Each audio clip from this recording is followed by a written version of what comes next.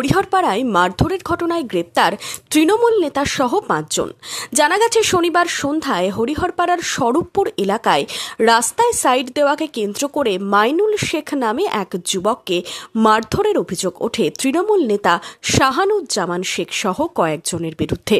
ওই যুবককে উদ্ধার করতে গেলে এক ভিলেজ পুলিশকেও মারধর করা হয় বলে অভিযোগ। ঘটনায় হরিহরপাড়া থানার পুলিশ শতপ্রণোদিত মামলা রুজু করে। শনিবার রাতে গ্রেপ্তার করা হয় 2 অভিযুক্তকে। রবিবার মূল অভিযুক্ত শাহানুজ্জামান শেখ ও রাসিকুল শেখ রাজ মণ্ডলকে গ্রেপ্তার করে পুলিশ। সোমবার 3 জনকে কোর্টে পাঠালে বিচারক 21শে ফেব্রুয়ারি পর্যন্ত জেল হেফাজতের নির্দেশ দেন। ওই পুলিশকে কিছু হ্যাকেল করেছিল বলে পুলিশ কমপ্লেন করেছে, তার বেসিস আজকে গতকাল 2 জন অ্যারেস্ট হয়ে এসেছিল এবং তারপরে আজকে আবার 3 জন অ্যারেস্ট হয়ে এসছে।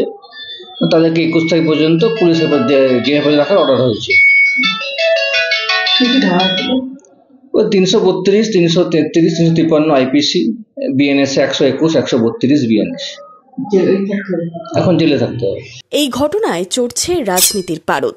এই নিয়ে তৃণমূলকে বিঁধছেন বিরোধীরা।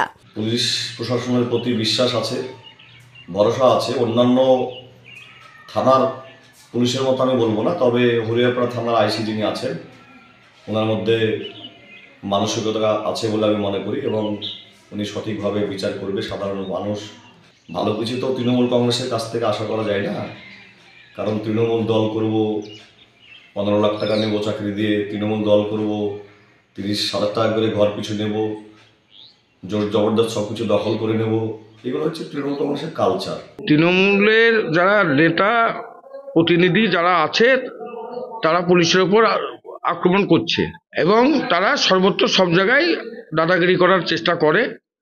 এখানেও সেটাই হয়েছে এবং প্রশাসন যে কাজটা করেছে সেটা সঠিক কাজ করেছে। প্রশাসন এইভাবে যদি করে তাহলে অন্যরাও ভয় পাবে, এইভাবে অন্যদের উপরে হাত দিতেও ভয় করবে। মারধরের ঘটনায় তৃণমূল নেতা গ্রেপ্তার হওয়ায় অস্বস্তিতে স্থানীয় তৃণমূল নেতৃত্ব। যদিও তৃণমূল নেতৃত্বের দাবি প্রশাসনের কাজ করবে। পরবর্তীকালে পুলিশ ওখানে যায়, পুলিশের পরে এখন অনেক লোক জমায়েত হয়ে যাওয়ার ফলে, অনেক পাবলিক হয়ে যাওয়ার ফলে পাবলিকের সাথে একটা পুলিশের বচসা হয়। এই নিয়ে একটা থানায় ক্লেম হয়েছে, পুলিশের পক্ষ থেকে ক্লেম করেছে।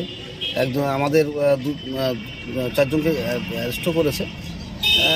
আমাদের মূল বক্তব্য হচ্ছে যে প্রশাসন তো আছে, প্রশাসনের মধ্যে দেখবে, প্রশাসন খতিয়ে দেখছে বিষয়টা কি, দেখার পরে প্রশাসন যে ব্যবস্থা নেবে সেভাবে। মারধরের ঘটনায় খোদ তৃণমূল পঞ্চায়েত প্রধানের স্বামী গ্রেপ্তার হওয়ায় সরগরম হরিহরপাড়া।